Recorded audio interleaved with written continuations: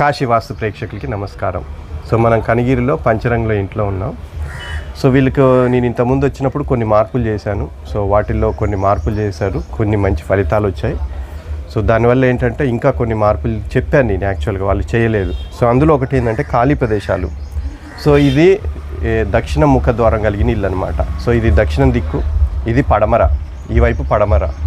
So ఖాళీ స్థలం చూడండి. సో ఇక్కడ ఒక 1 ఫీట్ మాత్రమే ఉంది, ఇక్కడ 1.5 ఫీట్ ఉంది. పడమరలో ఈ స్థలం, ఇది ఆగ్నేయ ప్రాచిలో ఉన్న స్థలం. ఈ ఇల్లు ఆగ్నేయ ప్రాచిలో ఉంది కాబట్టి సో పడమర కంటే దక్షిణం ఖాళీ స్థలం తక్కువ ఉండాలని చెప్పడం జరిగింది.